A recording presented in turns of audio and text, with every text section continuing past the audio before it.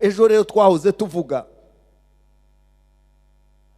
tuvugana amateka maremare y'intambara yabaye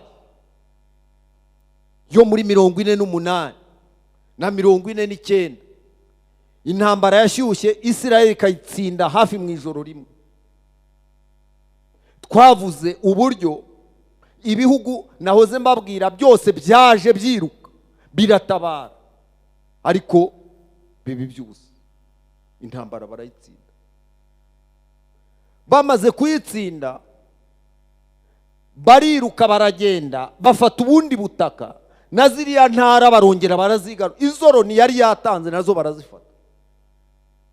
Habaho gukomakoma, habaho amasezerano y'amahoro, baragenda barasinya bati mutugarurire intara, ariko nabwo bakazigarura badabishaka.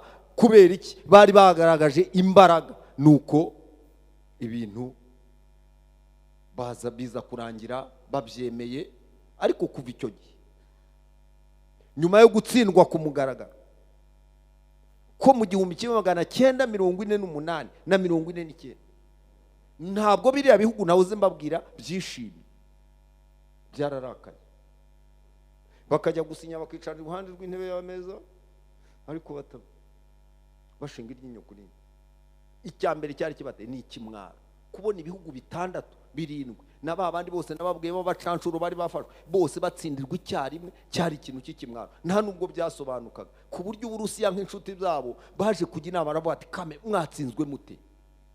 Ko twabahaye za tanka, ko twabahaye indege, ko twabahaye byageze, nabo ubwabo ntibusobanukiwe. Icyo kimwaro rero cyakomeje kubabaho.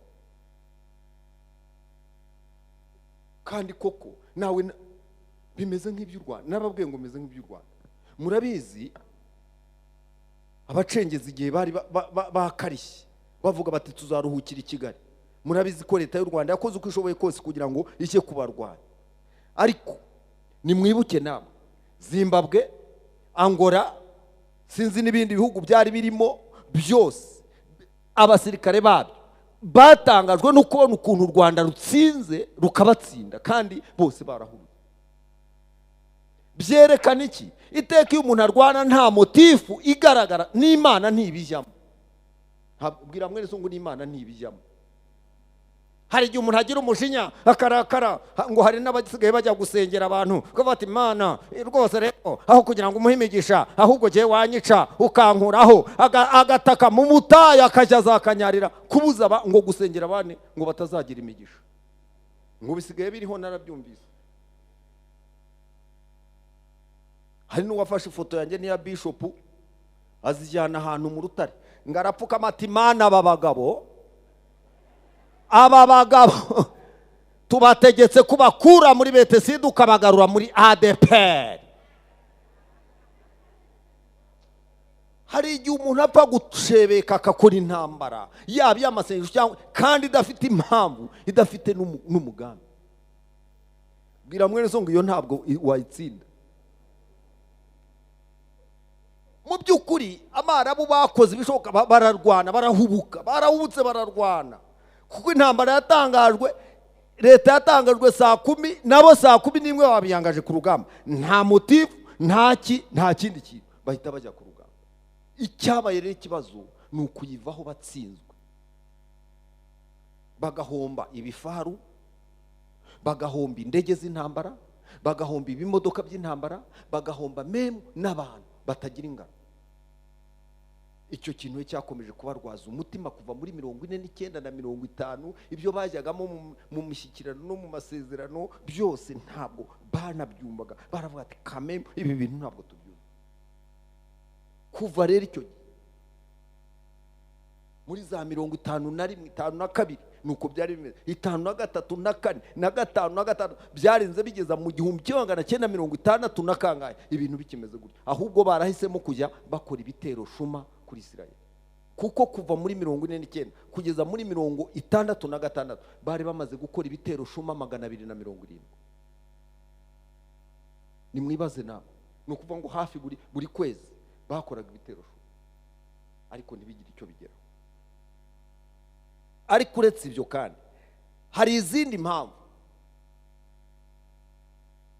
zatumaga bibaza bakavuga ati aba bantu baje ejo bundi badusanga hano kandi baje bagura, none Loni itinyuke ivuge ngo ibahaye ubutaka, none hiyongereho nuko barwanye bagafata n'ubutaka na Misiri ukaba bayifashe nayo yose bati ibyo ngibyo bakishima mu mutwe, ikibazo kikavuga.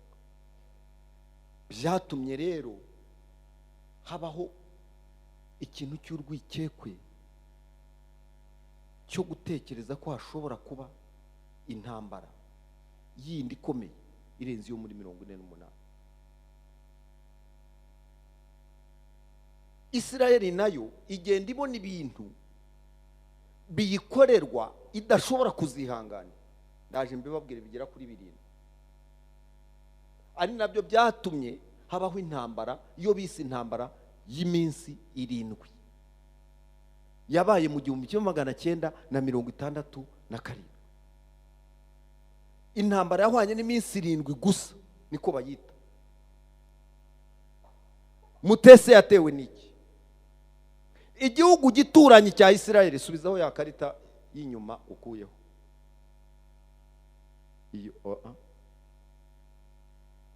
iyo igihugu gituranye cya Isirayeli cyitwa Yorodaniya cyafashe intara yose iyi ngiyi kirayifata kigira yacyo, hamwe n'umujyi, igice cy'umujyi wa Yerusalemu y'Iburasirazuba kibicyaye. Noneho bahita bashyiraho amabareba bati nta muyuda dushaka wongera kugera muri ubu butaka bwera. Niho imba ya Dawidi iri, niho ibintu byose biri, niho imba ya Yesu iri, ibintu hafi byose bitagatifu, ibintu byose Abisirayeli baryamye hejuru bababuza kujya. Namwe muri bakuru nimwumva iki ibyo bivuga nicyo bisobanura.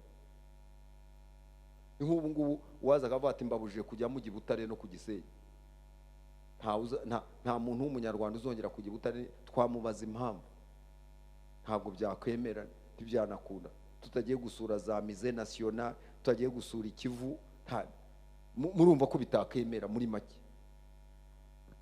Bo rero barabafashe baravuga bati Yorodaniya yafashe aka gace kose nakayo. Icya kabiri, intara yose ya Gaza iyi ngiyi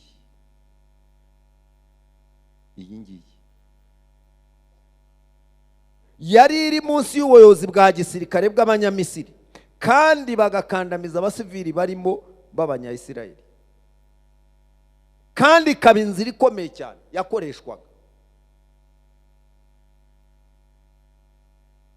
n'abantu n'abanzi bose bacumbitse muri Misiri ibageza vuba ku butaka bwa Isirayeli. Namwe murabona ko Misiri iri hano komoka ujya hari. Erega ubundi iyi ni nayo nzira Abisirayeli bagomba kunyuramo batashye cya gihe igihe bavaga muri Egiputa. Ubundi bagomba kunyura bihuta, Imana iranga ibazengurutse pingiye. Ngira mwezo ngo ari Imana ituzengurutse. Byo nabyo ni irindi somo rikomeye. Imana akenshi ibintu by'ubusamo ntibyemera, irabyanga. Nayo impamvu Imana yanga ibintu by'ubusamo. Ntireke ngo tubigereho vuba tubyishimiremo, ahubwo ikadukatisha umuntu akazageraho ubwanwa bwaratukuye. Uzi inzira yo mu butayu, uzi inyota yo mu butayu n'inzara yaho, uzi ivumbi ryaho ryo mu butayu n'imbeho yaho, yabarindiye ko banyuramo. Inzira rero yari ya hafi yari iri. Misiri yari yarafashe iyi ntara iyigira iyayo, kandi hashyira ubutegetsi bwa gisirikare ku buryo isa n'ihindutse inzira inyurwamo n'abantu bose bashaka kuza muri Isirayeli bitabo. N'ubu ngubu muri iki gihe iriya ntara koko ni y'Abarabu, ariko isa n'igoswe nanone. Hari amabariyeri ya gisirikare ya Isirayeli kugira ngo birindire umutekano. Icyo ni icya kabiri. Icya gatatu, intara ya Golani iraha hejuru, iri muri Siriya. Intara ya Golani yahoraga ikoreshwa buri gihe n'abarwanyi b'abanzi ba Isirayeli, bagatera amabombe, bagahagarika za Katiyusha hariya muri Gorani, bagahita bapirona epiyo ngiyo muri Isirayeli, kandi Isirayeli ntibu. Nimwumve rero, muri Yorodaniya hano nahawe, muri Misiri hano nahawe, muri Gorani ni hariya naho ibintu biracika. Eske Isirayeli yagomba kubigenza ite? Namwe mwumve. Cyari ikibazo kandi gikomeye cyane. Icya gatanu, icya kane, kuba Yorodaniya nk'umwanzi wa Isirayeli ukomeye yari hamwe ihawe intara ya Yorodaniya na Yerusalemu y'Iburasirazuba ndetse na Gaza, Isirayeli yari ifite ubwoba bw'uko mu mwanya wari wo wose isi y'Abarabu ishobora kurema leta ako kanya yigenga ya Palestina, kandi yamara kwemera ikazabangamira kubaho kwa Isirayeli mu buryo bwose. Bicaraga rero kuva muri za 48 bafitiye ubwoba biriya bibazo. Muri za 50 ibibazo byaruko, bakajya abadiplomate n'abandi ba engineer dogere bakajya bicara bakavuga ati ibi bintu bizagenda bite, bizamera bite. Mu mwaka wa 1964 havutse ishyaka cyangwa umutwe ubita OLP, Organisation de la Libération de la Palestine. Uwo mutwe umaze kuvuka, wo uzurahira kuzaruhuka neza ari uko Isirayeli isibanganye ku ikarita, ugakora bikemerwa kubera ibi bihugu bikikije. Ngira ngo n'ubu hari ikibazo kimeze gitya. Iyo Palestine igiye kurepresenta leta yayo, hagenda imitwe, hagenda abo muri Fata nabo muri Hamas. Noneho bahagarara rero bajya kwinjira ku meza yo kwiga ibibazo, Isirayeli ikavuga iti aba bantu ntabwo ari abanyareta, ntabwo ari amashyaka, ahubwo iyi ni imitwe y'iterabwoba. Icyo ni ikibazo gikomeye cyane. Kavuga ati ni imitwe y'iterabwoba, ntabwo dushobora gushyikirana n'imitwe y'iterabwoba. Ejo bundi hiyongeraho Hezbollah, ejo bundi hiyongeraho na yindi yose iri muri Afrique du Nord no muri Afrique de l'Ouest. Abo bose bagiye baba aho ngaho. None Isirayeli ikavuga iti no, aba bantu ahubwo icyo bashaka bavuze kuva kera, bavuga ko twebwe tudakwiye kuba kuri karita y'isi. Ubwoba rero bwari buhari kuva muri iyo myaka, kandi ubwoba bukomeye cyane nawe ubwawe wabasha kugira.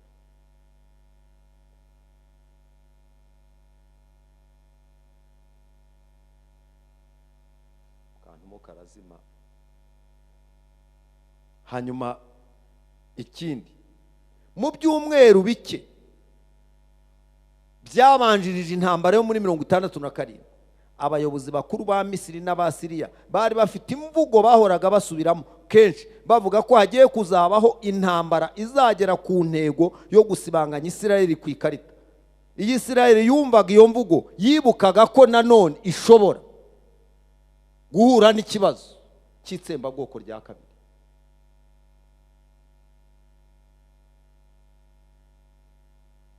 Ngira ngo mvuze ibyo nkatwe abanyarwanda turabizi. Murabizi imvugo bahoraga bamwe bigamba bari hakurya muri Kongo, bavuga ati turagarutse.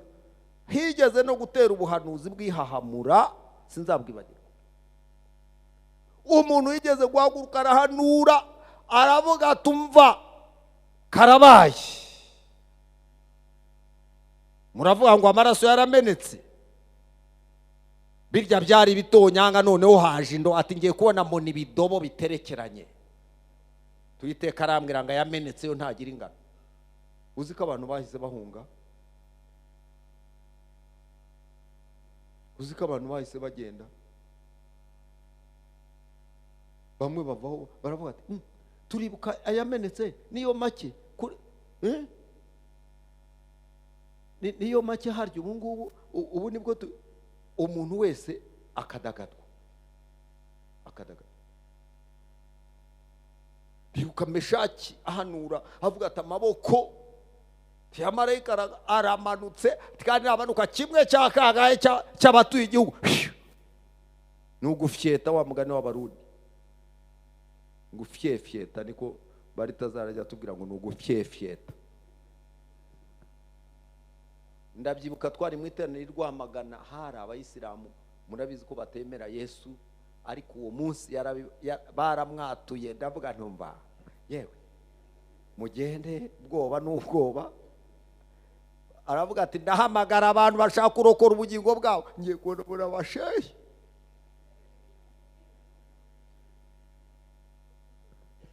Kugira ngo rero abantu bahaguruke bavugiye ngo hagiye kuzaba intambara, kandi iyo ntambara izatuma ikibazo cya Isirayeli kirangira, gisibangane basibangane. Nta kuntu Isirayeli itagombaga kugira ubwoba no gushaka uko yirwana, itongeye gupfa bwa kabiri. Ikindi cyanyuma, Ubufaransa nk'igihugu gikomeye cyagurishaga intwaro muri Isirayeli cyari kimaze gufata icyemezo cyo gukora mbarigo kuri ubwo buhahirane. Icyo gihugu gikora ibyo, gihagarika ibyo, kandi mu gihe ibihugu bindi bya hariya biri kwigamba ko biri gutegura intambara. Nimwumva icyo bisobanura. Biriya bihugu mo biravuga ko bitegura guhanagura Isirayeli, Ubufaransa nabo bakoza mbarigo, bafungira imbunda, babura aho bagura imbunda. Babigenza bati baravuze batumva nta upfa adapfunze imitwe. Nubwo bari aribo bari baduva, reka twambuke Atlantike tujye muri Amerika, tujye gusaba imbunda.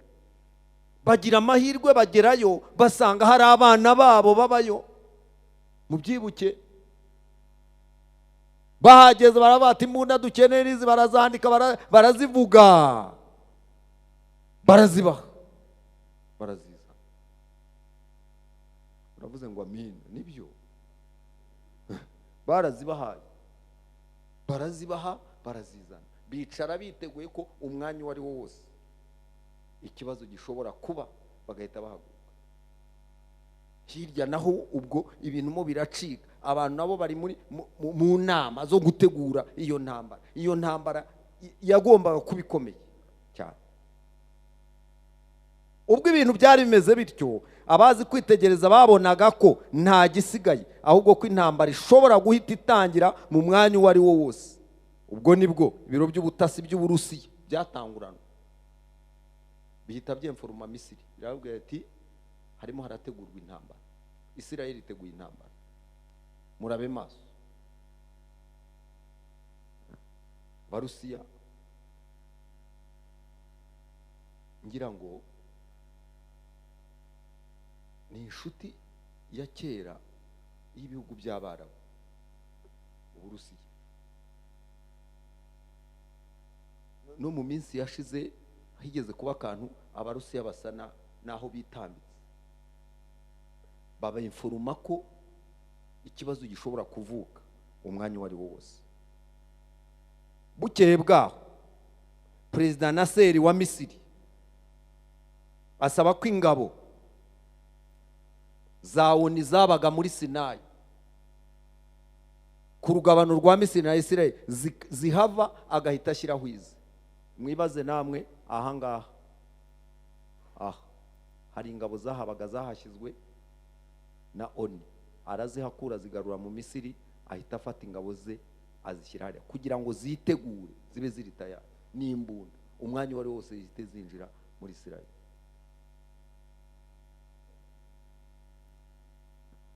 Ibuye ryarashaje no gushaka irindi, bahita bahashyira ingabo. Bigeze ku itariki ya 22 z'ukwezi kwa gatanu, Misiri ifata icyemezo cyo gufunga inzira igera mu kigobe cya Gaba no ku kirwa cya Tirani, ngo abamarine ba Isirayeli batahagera. Muri icyo gihe kandi byari byarangiye, kuko Misiri yari yiteguye intambara, yamaze gusinyana amasezerano n'ubufatanye na biriya bihugu bindi. Intambara bamaze gukorerwa plan, ibintu byarangiye. Kandi bari banakoze n'ibintu byose. Ubundi muri icyo gihe, uretse ubu ngubu hasigaye hari indege, hari uburyo bukomeye, ariko uburyo bw'ubuhahirane bwa Afurika na Isirayeli ndetse n'ibindi bihugu bimwe na bimwe by'i Burayi no muri Aziya yari iriye. yari yanze rero mu cyambu muri ruya ruzi. Misiri ifata icyemezo cyo gufunga izo nzira zose kugira ngo ikibazo kibe gikomeye. Murumva ko imigambi yose yasaga n'iyarangiye. Isirayeli imaze kubona ko ibyo byose byabaye, bahitamo gutangira urugamba ikoresheje indege z'intambara. Abo ati hasi ibintu bimeze ukuntu, twebwe dutangira urugamba aho kugira ngo badusakize. Nimwibaze rero, ese baratera hehe? Namwe reka mbaye icyo kibazo, mumbabare rwose munsubize. Baratera hehe? Kwaba bamaze gukokinga, n'aba bamaze gukokinga, n'aba bamaze gukokinga, no hepfo iyo bamaze gukokinga, Isirayeli irahaguruka itere hehe?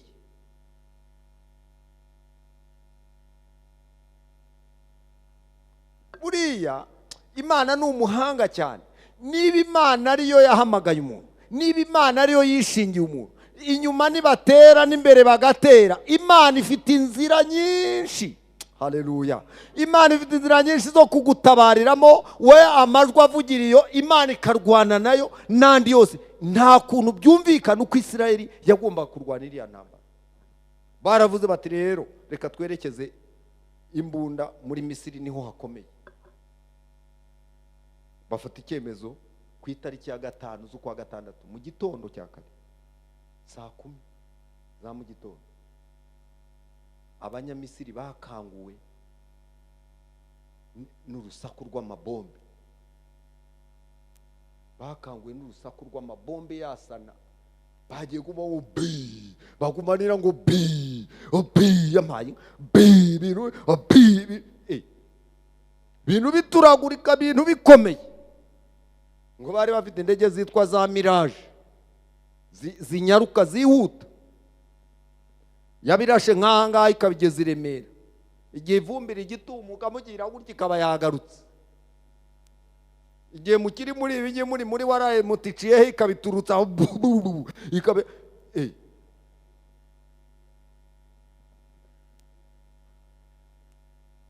zihacana umuriro, zitanga inzira. Ariel Sharoni wari umusore icyo gihe ayobora urugamba rwo hasi. Baravuga bati mpaka turaruhukira kuri Sinayi, ba basirikare bahashyize tubakureho. Baramanuka ubwo mu majyaruguru ho. Misiri yakoze ikosa, itangira gutangaza insinzi ko yatsinze ngo ihumurize abantu, ibabwire ko nta kibazo gihari, ko bwari ubusirikare bungaye nka bimwe bajyaga batubwira. Ati haje ubukotanyi bujya kumanura voka, ariko bagiye mbabwire inshuti bene data,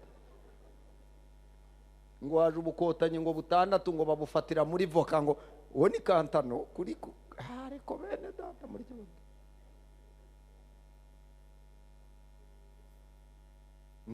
ngo bene se bahinzi muhumure, ngo haje ubukotanyi 5 ngo bumanura voka, ngo hehe ngo barabufata, ngo budafite n'imyenda y'intama. Ntibamenye ko abahungu bacengeye hose bahari.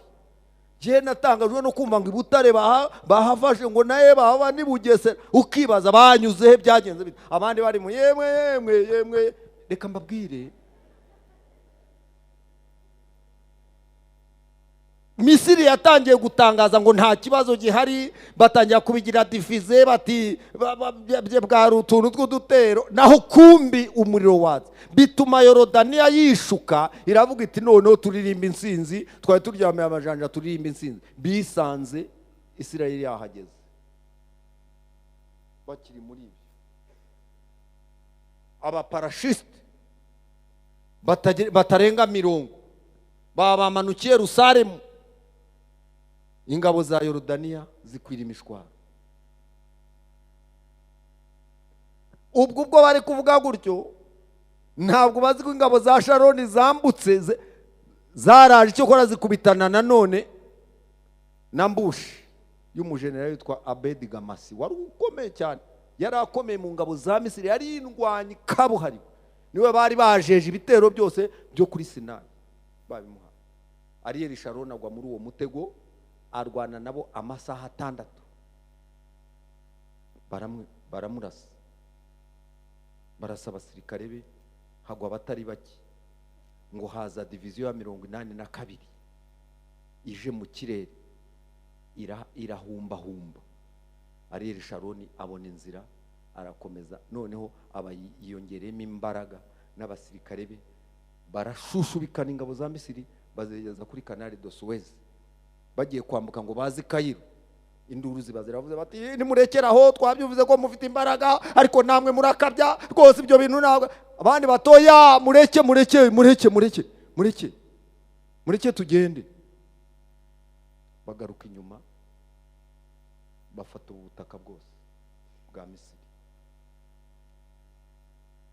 Ubwo kandi hejuru yo naho bagiye, bari bamaze iminsi baratinye kurasa muri Siriya, kubera ko bakeka ko abarusiya bari zabafasha Siriya ikarasa kuri Isirayeli. Siriya Uburusiya buza gutangaza ko butakifatanije nabo. Isirayeli irazamuka ijya mu ntara ya Golani, bya birindiro byose irabisenya. Imaze kubisenya, babatumaho abasirikare babaga muri Golani bati nimuze murinde Siri, murinde Damas umurwa mukuru. Ubwo abo bagabo bagiye kuhagera, ubu mwabona bahageze.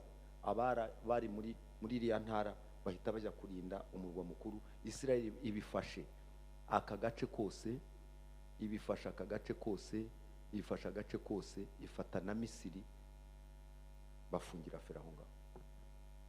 Mu mugoroba wo ku itariki ya 10 haba inama ya ONU yihutirwa. Ku itariki ya 22 z'uko kwezi kwa kangahe, kwa gatandatu, bakora inama, bashyiraho icyo bise ngo ni force d'observation, ijya guhagara hagati. Abaravuga ati ibi bintu rwose ntabwo ari byo. Baragenda bakora umurongo, baravuga ati mugarukira aho ngaho. Ariko Isirayeli igumana bwa butaka, bavuga ati nibyo turahagarara, ntabwo twongera kurwana, ariko ntabwo tuva. Barahaguma. Abandi bati nimutahava se ibintu biragenda bite? Bati ntawe uhadukura. Ariko nababwiye ko amahanga yavugaga atanerura, bagapfa kuvuga bazi ko aba bantu ari abarokoke b'umuriro, barokotse umuriro w'itsembabwoko, kandi bakaba birwanaho ngo bagire igihugu, bakavuga baziga.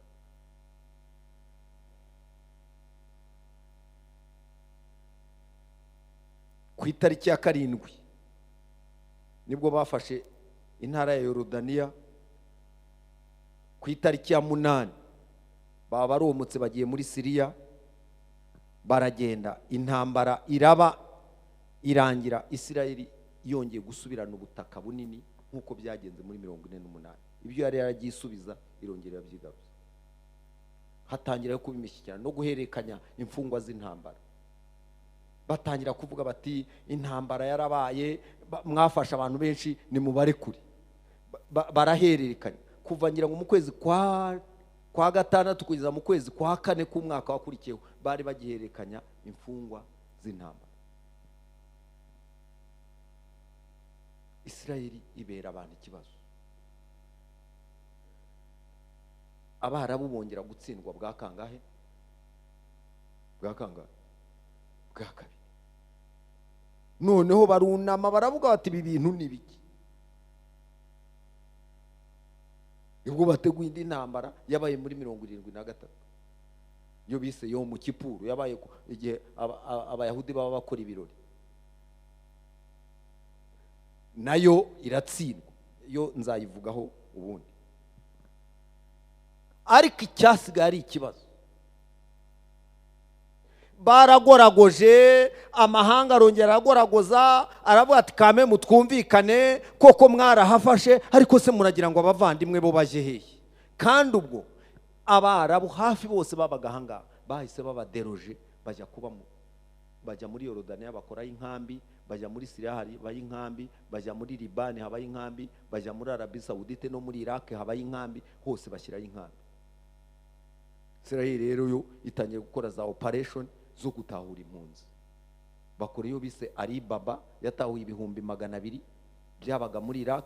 Bakora iyo bise Makabe, yatahuye ababaga muri Pakistan, nahe hose ibihumbi byinshi bihita bitahuka biza muri Isirayeli. Noneho na hahandi Abarabu bimutse abisirayeli batangira kuhatura. Mahanga rero akavuga ati mba ubu se ko muhatuye mwenyine muragira ngo bigende ko mwahabasanze, please twumvikane. Bakagerageza bakagoragoza, abandi nabo bakavuga ati ariko twebwe muravuga ngo hataha impunzi, ariko twe twamaze imyaka ingahe?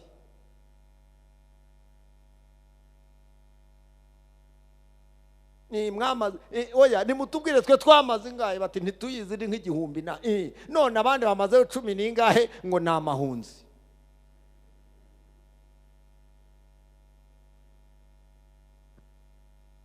Ni nk'aba bati ni mubareke nabo bumve uko ubuhunzi buryana, mubareke nabo bumve uko ibintu bimeze.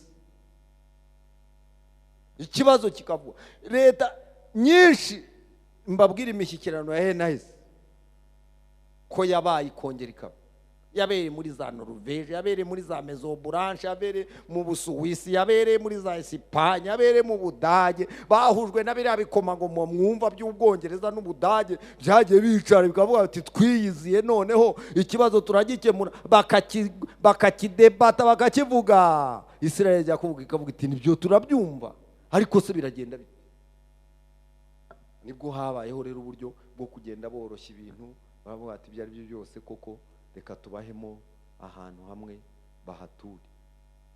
Aha koko hatuye Abarabu naha, ariko Israel ijya gusizamo ibibanza. Bujya gucya mu gitondo bakabona za Gateripera arimo zirahinga ibibanza. None bagabata ko mwadusagarira tubasagariraho icyo, ariko harimo n'abatarya iminwa, harimo n'abatarya iminwa bakavuga bati twebwe iyi si ubu butaka ntabwo muzi naho bwaturutse. N'Aburahamu wavuye muri Uri y'Abakarudaya ahuhabwa bwose. Musome Bibiliya itubera umucamanza. Mose agiye gupfa yahamagaye Uwiteka, ahamagaye Yosuwa aravuga ati dore ngikiri igihugu mbahaye mwe n'abana banyu n'urubyaro rwanyu, uhereye ku ruzi rwa Yorodani ukajyana ku nyanja nini burengerazuba ariyo ya Mediterane, ugakata no mu butayu niho kuri Arabi, aha hose nahanyu. Bakavuga ati niba tubahaye tubanza tubiri muravuze induru y'iki? Mufata utwo, ikibazo kikabura ugikemura.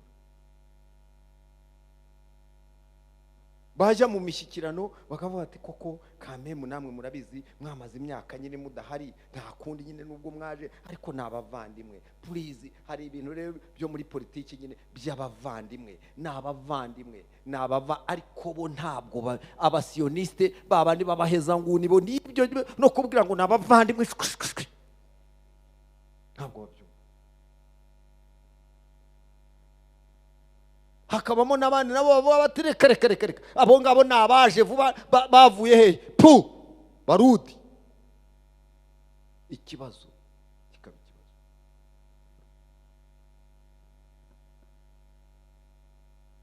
Muri iyo ntambara kambabwire ibintu byayibayemo. Iyi ntambara yaguyemo abarwanyi b'Abisirayeli 262. Murumva ukuntu ari benshi. Hahiriyemo indege z'intambara zigera ku 196 za Israel. Haguyemo ibi byo bita ngo ni za burende na byashari, biriya bimodoka by'intambara bigera kuri 800. Ku ruhande rw'Abarabu bahombeyemo abantu 549. Hahiramo indege 400 z'intambara z'amabombaridi, za shari na za burende 2504 byose birashya. Byatumye intambara itera igihombo mu burasirazuba bwo hagati.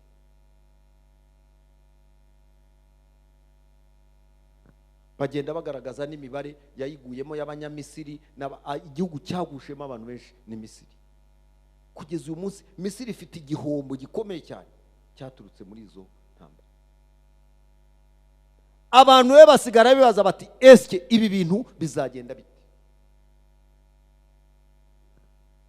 Ko muri izo ntambara na Yerusalemu y'Iburasirazuba bahise bayifata. Kakandi naberetse kari ahangaha Yerusalemu iburasirazuba nayo bahise bayifata, ariko barayifata amahanga ntiyabyemera. Abarabu nabo kavuga ati iracyari yacu, abandi nabo bati twarayifashe byararangiye. Ikibazo rero ubu naho ngaho kizengurutse isi yose. Rero ubu iribaza iki kibazo ntikibonere igisubizo. Umva ibibazo bigera kuri 5 by'ibibazo. Iyo habaye imishyikirano buri munsi, haza ikibazo cy'ubutaka buri hagati yabo ntigikirane. Haza ikindi kibazo cya kabiri kirebana na Yerusalemu, ko igomba kugabanwa n'impande zombi. Israel ntibikoze, Abarabu nabo ntibabikoze. Ngira ngo mwabonye bakora imyigaragambye ejo bundi, bari bafite ibipankarite bivuga ngo Yerusalemu nicyo cyubahiro cyacu Abarabu, Yerusalemu nicyo cyubahiro cyacu Abarabu, nuko nguko, kandi atari yabo.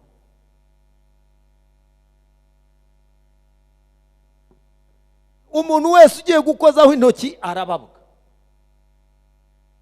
Ikindi kintu gikomeye cyane kiza mu mishyikirano, bo baravuga bati turashaka kubaka urusengero kandi ntabwo dufite aho turwubaka. Aho turwubaka hubatse indi nzu kandi iyo nzu yakabaye ivaho. Iyo nzu bavuga ivaho murayizi? Nimwe mbaza, murayizi? Ongera uyisubizeho sha, murebe iyo nzu ivugwa ngiriye. Iyi nzu mu mateka y'Abarabu na Islam ni inzu ya gatatu, niho ha gatatu ku isi, uvuye Maka na Madina. Yerusalemu na ha gatatu, ndetse banavuga ko Muhammad ajya mu ijuru amaze gupfa ni hariya yazamukiye. Banavuga ko ari naho urubanza rw'imperuka ruzabera mu myizerere ya Kisilamu. Abasilamu 1,200,000,000 zisaga bari ku isi, niko babyemera. None abandi bavuga bati twebwe aho twakubaka urusengero ruberanye.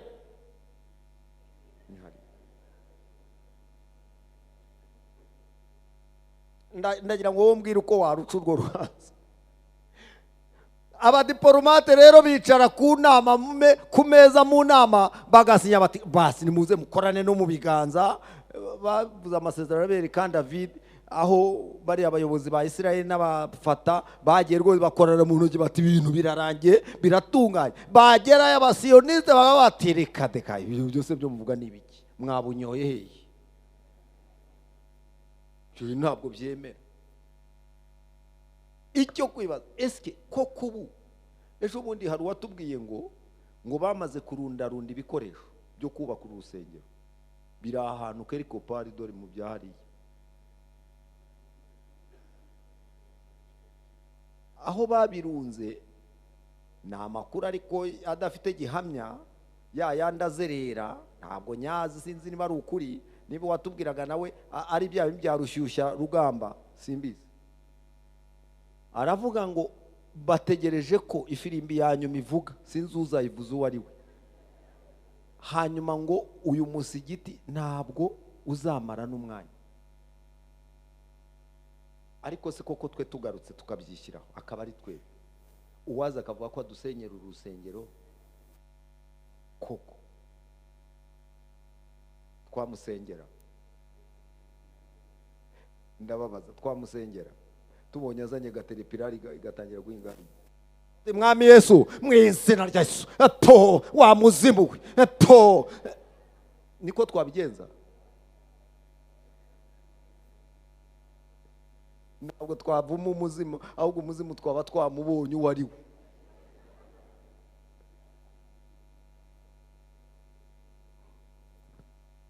Umuntu umwe ngo yarafite umudamu utamwubaha, umutuka koko, ngo akamutuka, yari yarakijwe. None umudamu agagate bakabwa ati nanjye nashaka rero ngo nawe uri amagabo. Mugabo agasenga akamusengera, ajya guza, Mwami Yesu baje umudamu wanjye mukize rwose, mufashe mana. Undi akaza ati uransengera ibike? Ati cacaka ebyiri ko, ati ubwo se uransengera? Ati po, ati ntabyo nsengera. Undi ati Mwami Yesu mufashe umukize rwose uzamu. Umunsi umwe sinzi ukuntu ngo yicara batari ku bundi ko namweretse Yesu ntiyemere. reka nze mwereke n'ikindi kintu, mwereke na dayimoni. Umunsi umwe ngo araza, bimwe yamenyera atangira kumutuka no kugira gute, naho kumbe yaciye inkoni, haramufata poto aramubwira mbabare ati nakweretse Yesu, namwe ati dore Satani rero, wamubonye Satani, dore Satani rero, ngakamukubita avuga ati dore Satani rero, dore Satani rero. Umugore ati Satani ndamubonye, nawe nshaka Satani. Aravuga ati ntuzongere kuntuka.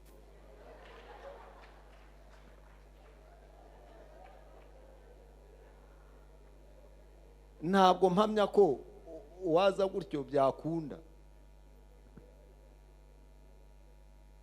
Mu mishyikirano ibaho rero nta kindi kibanza, kandi ibibanza birahari. Ahangaha ngo hari urufatiro rw'urusengero rwa Salomo.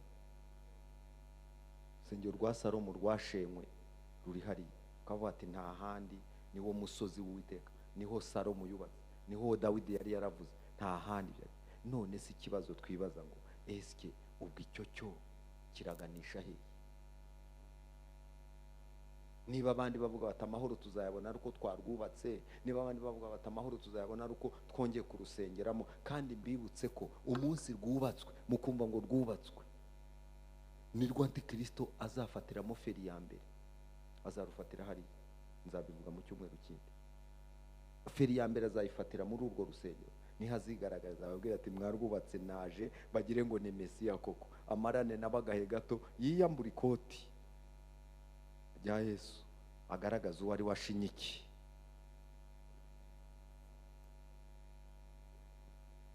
Ikindi kibazo gikomeye kibaho iyo bashyikirana, Palestine iravuga iti turashaka ko leta yacu igira ubwisanzure, mukayireka ikaba leta nayo yigenga, mukareka kuyibangamira, muyikoma mu nkokora, mukora ibimugira gutya, mutubuza uburyo. Abisirayeli n'abagabo bati mahanga mwe, aba bagabo nitubareka bakagira leta yigenga, intwaro zose z'ibyihebe ziruhukira muri Palestine.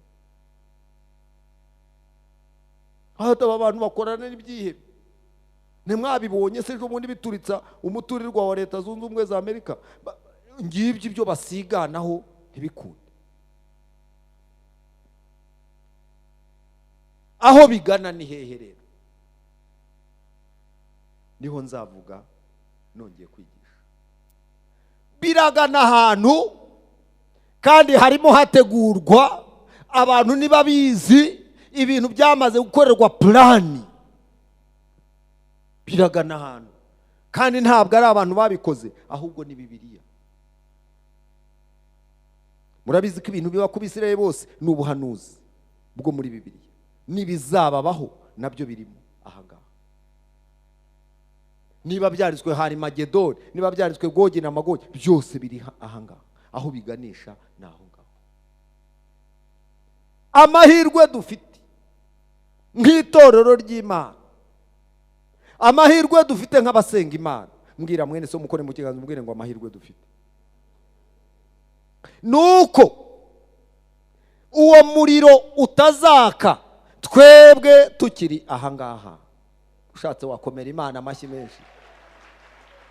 Ntabwo uwo muriro uzaka twebwe tugihari, ahubwo nk'uko Imana yarokoye Loti mbere y'uko umuriro ugwa i Sodomu n'i Gomora, nk'uko Imana yarokoye Nowa mbere y'uko imvura igwa, niko n'umugeni wa Kristo, haleluya, azabanza agakurwaho akajyanwa imiriro ikaka.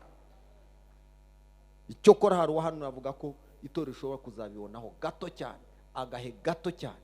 Bwira mwene so ngo agahe gato cyane, igihe bizaba bitangiye kubibicika n'ibintu bimeze gutya, umugeni ngo akagenda, ariko amaso ngo azarebaho gake.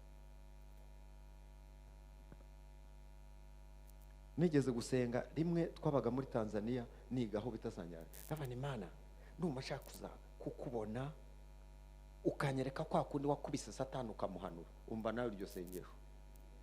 Twari tubitewe n'iki? N'umuprofeseri watwigisha kuri Satani uko Imana yamukubise ikamuhanura, marayika bose bakamanukana nawe. Ndabana Imana, ukugira ishuri wazambabariye ukabimishurira. Umunsi umwe ndota inzoka ifite umutwe w'imbwa. Baba we, dore inzozi ngo ziramberamo nkamera nk'uwapfuye, abaje kundeba basanze nabaye ntya, dayimoni yamfashe. Ijwi rirambwira ngo washatse kureba Satani, ni Mana ntuzongere kuyinyereka yo katsindwa, ntuzongere kuyinyereka. Imana izaturinde, izadukize. Gira mwene so Imana izadukize. Niba ari no kubirunguruka wenda tuzabirunguruke tugenda, ntacyo bitwaye, tuzabirunguruke turi muri iyo ndege. Haleluya, tuzabirunguruke duhagurutse tugenda, ariko Imana izakiza amaso yacu kuko ni bibi bibitse. Ndagira ngo dusenge Imana. Mwanyemera tugahaguruka tugasenga. Umuntu wese agasengera umutima we, umuntu wese agasengera ubugingo bwe. Bwira mwene so ngo Imana igufashe ube maso. Mumbabarire rwose ubimubwira uti Imana igufashe ube maso. Ndagira ngo dusenge dufatanye, dusabirane kugira ngo ibi bintu turimo tuvuga, ibi bintu turimo twumva, ibi bintu turimo dutegereje, twibwira kuzabona, twibwira ko bizabaho kandi vuba. Imana kandi vuba, Imana kandi vuba, Imana kandi vuba, Imana kandi vuba, Imana